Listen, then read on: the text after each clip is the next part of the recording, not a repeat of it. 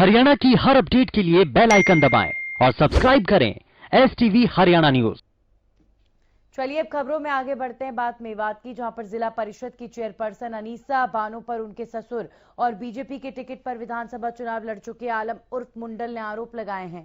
उन्होंने कहा कि जिला प्रमुख ने जिला पार्षद अधिकारियों की मिलीभगत से 2 दर्जन से ज्यादा काम कराए हैं, जो मौके पर हुए ही नहीं, लेकिन उनकी पेमेंट खातों से निकाल ली गई है, जिसमें 3 BC चौपाल बनाने के लिए 6,35,000 रुपए की दर से 19,05,000 रुपए, नीमखेड़ा गांव में इंटरलॉकिंग रास्ते के निर्माण के लिए 5,29,000 रुपए, PWD रोड से नाली और इंटरलॉकिंग रास्ता बनाने के लिए 1,38,000 रुपए, कई कार्यों के लिए करोड़ों रुपए की राशि जारी की गई थी।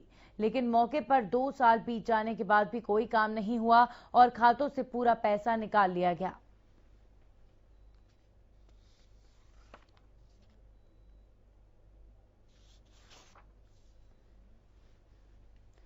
और इस खबर पर जानकारी के साथ संवाददाता यूनुस सलवी हमारे साथ जुड़ चुके हैं नूह से।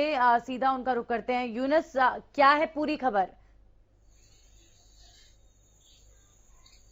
नंदिनी, मैं आपको बताऊं कि 2016 में पंचायत चुनाव हुए थे और जिनमें जिला परिषद का चुनाव भी आया था। जो मेवात के चांदड़ा का गांव के आलम उर्फ मुंडल, वो पिछले 20 साल से गांव की सरपंची करते आ रहे हैं। लेकिन इस बार क्या हुआ कि जो सरपंच है, ब्लॉक समिति है, जिला परिषद है, उनके हल्के की तीनों महिलाओं के लिए रिजर्व हो गई थी। रिजर्व होने की वजह से क्योंकि उनमें पढ़े लिखे ना होने के लिए बेटा है, वो खाली पढ़ा लिखा था, बाकी 2 सीटें हैं और उन पे उनको जो है लड़ाना था। इसलिए एक उसने अपने बेटे को, एक अपने साले की बहू को और एक उनका बड़ा भाई था रुजमल, उनके एक बेटे की तुरंत शादी की, उनको जिला परिषद के लिए उनकी औरत को अनीसा बानो को चुनाव लड़ाया था। तो सब ठीक ठाक चल रहा था। लेकिन अब कुछ दिनों से ये बात सामने आ रही है कि कल जो आलम उर्फ मुंडल है, जो इसके चचा ससुर हैं अनीसा बानो के, और उनके जेठ है जो चांदड़ा का गांव के जो सरपंच हैं, उन्होंने उन गांवों का दौरा कराया मीडिया को साथ लेके कि भाई ये 2 साल पहले 2018 में जिला परिषद की ओर से, जैसे मान लो ढाणा गांव है, वहाँ 6,35,000 रुपए BC चौपाल के नाम पे आए दिखाए और बताया कि खर्च भी हो गए। लेकिन जब हमने मौके पे देखा तो वहाँ केवल 1 ट्रॉली बजरी रोड़ी यानी कि करेसर पड़ी हुई थी, वहाँ और कुछ नहीं था। वहाँ के जिन बात थी देव सिंह हैं, जिनके यहाँ बनना था, उनसे भी हमारी बात हुई थी। उन्होंने कहा कि 2 साल पहले करेसर तो डाली गई लेकिन बात नहीं हुई। उसके बाद हम डूंगेजा जो गाँव है वहां पर गए तो वहां पर भी एक इब्राहिम और बिल्ला नाम के हैं, तो उन्होंने कहा है कि हमारे यहाँ भी 6,35,000 रुपए BC चौपाल के लिए मंजूर हुए थे। लेकिन यहाँ पंचायत की जमीन ना होने की वजह से उनसे कहा गया कि भाई आप जो है इतनी जमीन जो है पंचायत के नाम करा दो कि जिससे आपकी चौपाल बन सके। इब्राहिम का कहना है कि उसने 1 साल पहले कहा जाए तो पंचायत के नाम अनीसा बानो के खिलाफ जो आरोप लग रहे हैं, ये कहीं ना कहीं शुरुआत इनकी एक पारिवारिक फूट हुई होगी, जिसका परिणाम एक बड़े घोटाले के रूप में सामने आया है कि इतना बड़ा भ्रष्टाचार किया गया है जनता के साथ।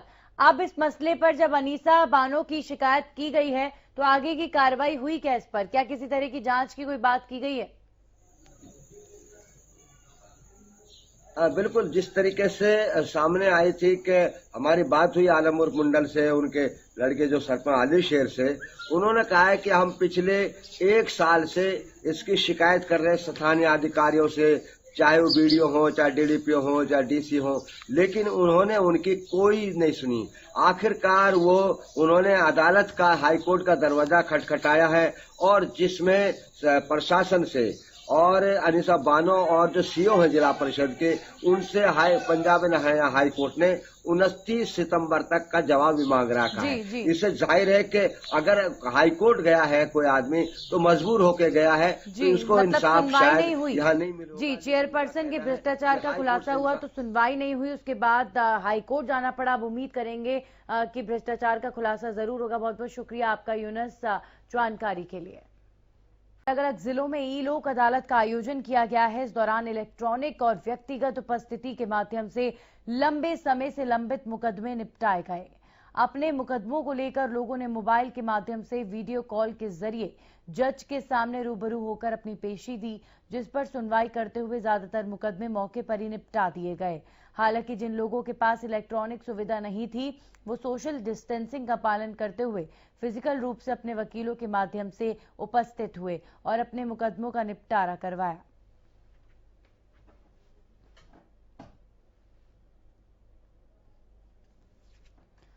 और इस खबर पर जानकारी के साथ राजेंद्र दहिया हमारे साथ लाइव जुड़ चुके हैं। सीधा उनका रुख करेंगे। राजेंद्र, यानी अब दुनिया में ये जो वर्चुअल तरीके हैं केसेस निपटाने के या एजुकेशन के, ये देखिए कितने कारगर साबित हो रहे हैं। इतनी बड़ी महामारी आई लेकिन काम नहीं रुका, अपने आप में ये सराहनीय है।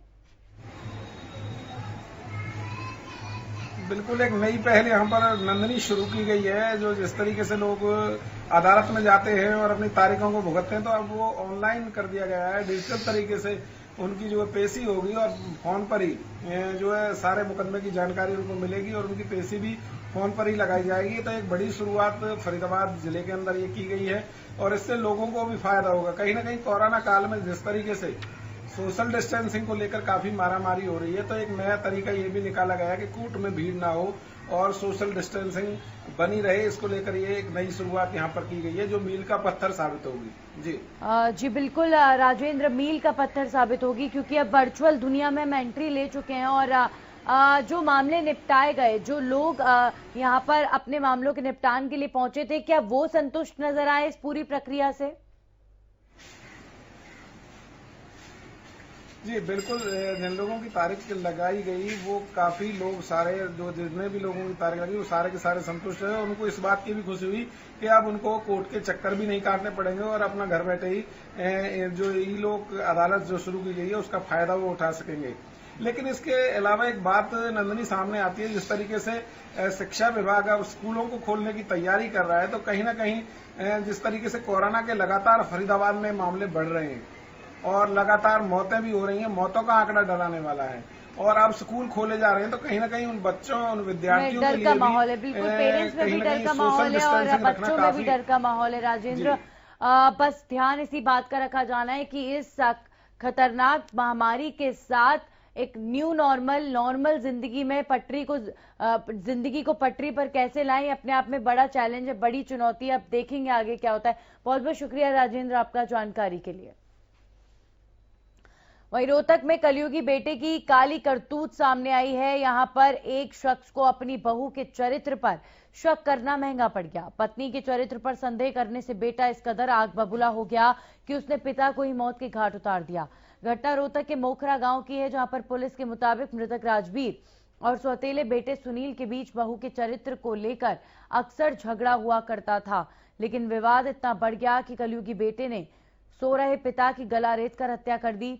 हत्या के बाद आरोपी ने अपना अपराध छिपाने की कोशिश की, लेकिन पुलिस की पूछताछ में पूरी वारदात का खुलासा हुआ।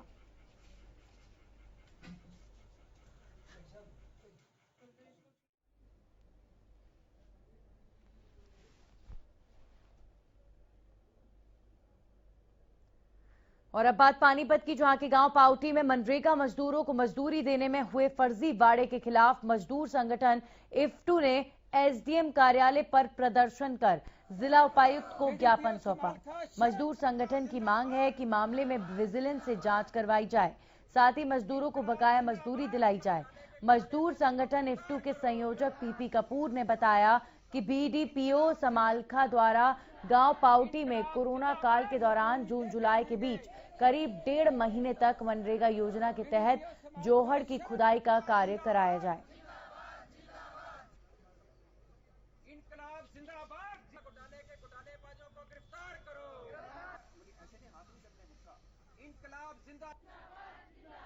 इनकलाब जिंदाबाद, मजदूरी लेके रहेंगे। जो कोरोना है वो 65 जा रहा है। अगर कालावाली में कल की बात की जाए तो कल 13 जो है पॉजिटिव केस जो सामने आए हैं। ग्रामीण क्षेत्र में भी है जो कोरोना पैर पसारे हुए। अगर जिला सदर की बात की जाए तो नगरी टोटल अभी तक जो सैंपल है 61,365 जो सैंपल लिए गए हैं, जिसमें टोटल 2843 लोगों को जो कोरोना पॉजिटिव मिले हैं, जिसमें एक्टिव केस की बात की जाए तो 998 केस जो है एक्टिव केस है। और होम क्वारंटाइन की बात की जाए तो 739 लोग होम क्वारंटाइन है।